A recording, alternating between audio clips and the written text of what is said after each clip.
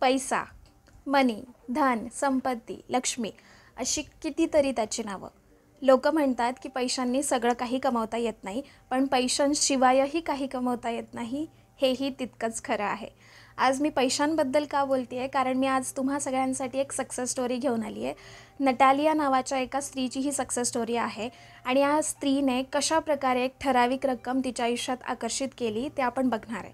आता याच उदाहरणावरून आपल्या हेही लक्षात येतं की लॉ ऑफ अट्रॅक्शन किंवा आकर्षणाचा नियमाचा वापर करून आपण आपल्या आयुष्यामध्ये धनसंपत्ती किंवा समृद्धी किंवा पैसा या गोष्टीसुद्धा आकर्षित करू शकतो. ओके, आता जर तुम्हाला तुमच्या आयुष्यामध्ये भरपूर पैसा कमवायचा असेल आणि भरपूर पैसा आकर्षित करायचा असेल, त्याचे वेगवेगळे रिसोर्सेस तुम्हाला आकर्षित करायचे असतील, तर हा व्हिडिओ तुम्हा सगळ्यांसाठी. आता वेळ वाया न घालवता आपण आपल्या स्टोरीला चालू करू, पण त्याआधी हॅलो, नमस्कार, मी श्रेया आणि मी तुम्हा सर्वांचं स्वागत करते श्रेयसीमध्ये. जसं की मी मगाशी सांगितलं, आजची ही सक्सेस स्टोरी नटालिया नावाच्या स्त्रीची आहे, जी जॉर्जिया USA राहते. म्हणजे अमेरिकेमध्ये जॉर्जिया नावाचं एक स्टेट आहे, तिथं ती राहते आणि 75 नंबरच्या पेजवरती आहे. Of course how the secret change my life या पुस्तकातली. आणि स्टोरीचं नाव आहे चेक द डेट, म्हणजे तारीख तपासा. आता तारीख का महत्त्वाची आहे ते सगळ्यात पहिल्यांदा सांगते.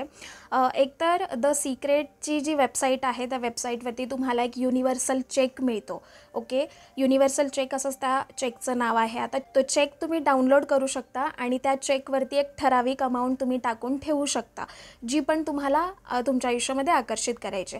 फॉर एक्झाम्पल, जर मला 5 लाख रुपये टाकायचे तर मी अक्षरीसुद्धा 5 लाख रुपये लिहिणार आणि अंकामध्ये सुद्धा 5 लाख रुपये लिहिणार. ओके, ज्या तारखेपर्यंत मला असं वाटतं की एवढे पैसे माझ्या आयुष्यात यावेत, ती तारीखसुद्धा मी त्या चेकवरती टाकणार आणि मी माझ्या विजन बोर्डवरती तो चेक चिकटवून टाकणार. ओके, विजन बोर्ड काय असतं? विजन बोर्डचा स्पेसिफिक व्हिडिओ बनवला आहे आपण, राईट? तुम्हाला जर आठवत असेल तर विजन बोर्ड म्हणजे असा बोर्ड ज्याच्यावरती आपण वर्षभराची स्वप्न आपली चिकटवून ठेवलेली असतात की या वर्षभरात मला या सगळ्या गोष्टी आकर्षित करायच्यात. त्याच विजन बोर्डवरती तुम्हाला एक चिकटवायचा असतो. आता चेक सगळ्यांना माहिती आहे, चेक म्हणजे काय असतं. चेकवरती एक ठराविक अमाऊंट जर आपल्याला कोणाकडून चेक मिळाला तर तो चेक आपण बँकेमध्ये जाऊन क्लेम करू शकतो आणि तेवढी पैशांची जी रक्कम असते ती आपल्या अकाउंटमध्ये ट्रान्सफर होते. बरोबर, हीच एक संकल्पना द सिक्रेटने काढली आहे आणि त्याच्यासाठी त्यांनी एक युनिव्हर्सल चेक त्यांनी बनवला आहे. तो आपण डाउनलोड आणि प्रिंट करून लावू शकतो. ठीक आहे, आलं लक्षात? आता या गोष्टीमध्ये नटालिया सांगते की तिला द सिक्रेट म्हणजेच लॉ ऑफ अट्रॅक्शन किंवा आकर्षणाच्या नियमाबद्दल 2009 कळालं. कुठून कळालं? तर ऑफकोर्स द सिक्रेट या पुस्तकातून, रहस्य या पुस्तकातून. ठीक आहे, सगळ्या पुस्तकांच्या लिंक्स डिस्क्रिप्शन्समध्ये आहेत, तुम्हाला हवे असतील तर तुम्ही चेकआउट करू शकता. तिने द रहस्य या तिने फक्त 2 दिवसाच्या आतमध्ये पुस्तक संपवलं आणि तिच्या लक्षात आलं की लॉ ऑफ अट्रॅक्शन कसं काम करतं. तिने तिच्या आयुष्यामध्ये ते अप्लाय करायला चालू केलं. हळूहळू करून एकदम छोट्या गोष्टी तिने आकर्षित केल्या आणि मग ती मोठ्या गोष्टी तिच्या आयुष्यामध्ये आकर्षित करू लागली. जसं की तिला हवा असणारा जॉब, तिला हवा असणारा पगार, तिला हवा असणारी गाडी, तिला हवा असणारं घर, अशा सगळ्या मोठ्या गोष्टी तिच्या आयुष्यामध्ये आकर्षित होऊ लागल्या. ऑफकोर्स प्रत्येक गोष्ट जर आकर्षित होऊ लागते तेव्हा आपला एक प्रकर्षाने त्या गोष्टीवरती विश्वास बसतो, राईट? तर त्याच प्रकारे तिनं कधी पैशांसाठी मॅनिफेस्टेशनचा वापर कधी केला नव्हता. मग तिला अचानक तिच्या डोक्यामध्ये असा विचार आला की आपण पैसे अट्रॅक्ट करण्यासाठी का बरं लॉ ऑफ अट्रॅक्शनचा वापर नको करायला. तर तिनं ते ट्राय करण्यासाठी ती वेबसाईटवरती गेली, तिनं तो चेक डाउनलोड केला, त्याच्यावरती एक ठराविक रक्कम लिहिली आणि तो चेक तिनं तिच्या विजन बोर्डवरती लावून टाकला. त्याच्यावरती तारीखही तिनं तिच्या हाताने टाकलेली होती. ओके, सांगते मी पुढे. फक्त हे लक्षात ठेवा की तारीखसुद्धा तिनं त्या चेकवरती मेन्शन केलेली होती. आता तिनं ते तिच्या विजन बोर्डवरती लावलं. तिने 2010चा विजन बोर्ड बनवलेला होता. जसं 2010 संपलं तेव्हा तिने पूर्ण विजन बोर्ड चेक केला तर तिच्या लक्षात आलं की ऑलमोस्ट सगळ्या गोष्टी तिच्या आयुष्यात आकर्षित झाल्यात एक्सेप्ट द मनी, म्हणजे एक्सेप्ट पैसे जे तिनं त्या चेकवरती लिहिलेले होते. ते पैसे काही तिच्या आयुष्यात आकर्षित झालेले नव्हते 2010मध्ये. आता 2010चं वर्ष तसंच केलं. मग 2011साठी तिने विजन बोर्ड बनवला. सगळ्या गोष्टी तिच्या फक्त तो चेक जो होता तो कॅरी फॉरवर्ड झालेला होता, कारण या विजन बोर्डवरचा काढून तिनं त्या 2011च्या विजन बोर्डवरती तो चेक चिकटवून टाकला.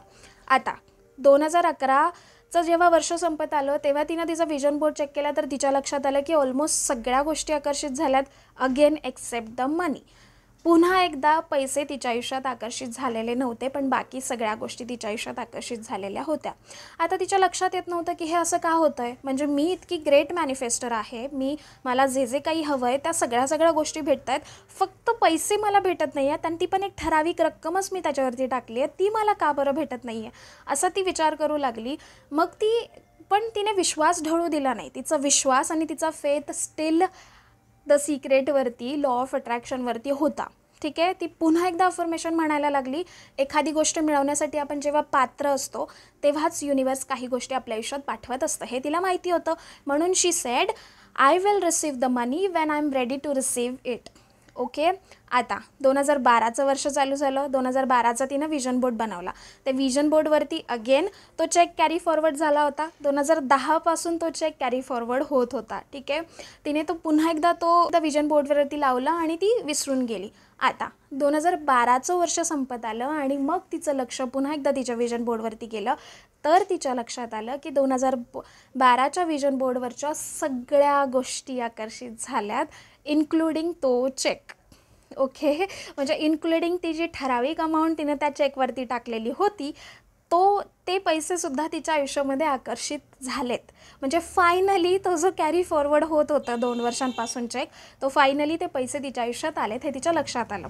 त्यानंतर तिने पुन्हा एकदा तिचा विजन बोर्ड व्यवस्थित बघितला, तो चेक व्यवस्थित बघितला. तेव्हा तिच्या लक्षात आलं की तिनं त्यावरती 31 डिसेंबर 2012 ही तारीख टाकली होती. 31/12/2012. आता ही तारीख ऑफकोर्स तिने 2012 टाकलं असल्यामुळे तिच्या आयुष्यामध्ये ते जे पैसे होते ते 2012च्या वर्षातच आले. 2010 आणि 2011मध्ये ती आकर्षित करू शकली नाही, कारण तिनं ती स्पेसिफिक डेटसुद्धा त्या चेकवरती टाकलेली होती. आणि मग तेव्हा तिला रिअलाईज झालं की छोट्यातली छोटी गोष्टसुद्धा मॅटर करते. छोट्यातली छोटी गोष्टसुद्धा युनिवर्स, ब्रह्मांड नोट करून ठेवत असतो. तिच्याकडून चूक झाली होती. चुकून तिनं 2010 टाकण्याऐवजी 2012 टाकलं. टायपो मिस्टेक होती किंवा काय मिस्टेक होती तिच्याही लक्षात आलं नाही. तिलाही आठवलं नाही की तिने कधी 2012 तारीख टाकली होती. पण तिच्याकडून नकळत त्या चेकवरती 2012ची तारीख टाकली गेल्यामुळे 2012च्याच वर्षामध्ये तिला ते पैसे आकर्षित झाले. 2010 आणि 2011मध्ये नाही झाले. सो इतकं अमेझिंगली हे युनिवर्स काम करतं. ठीक आहे. युनिव्हर्सल तो जो बँक चेक आहे तो चेक मीसुद्धा पर्सनली ट्राय केलेला आहे. मी खूप छोट्याशा अमाऊंटपासून ट्राय केलेला, कारण तेव्हा मला असं वाटत होतं की तेव्हा मला इतका फेथ नव्हता या गोष्टीवरती आणि मी खूप विचार करू लागले होते की खरंच कुठून येईल, काय येईल. आपल्या मनात एक लॉजिकल क्वेश्चन्स येतात राईट. आता मी टाकून दिला त्याच्यावरती 1 करोड रुपये, कुठून येणार आहेत 1 करोड रुपये. लॉजिकल विचार आपलं माइंड, कॉन्शियस माइंड आपल्याला लगेच विचारायला लागतं राईट.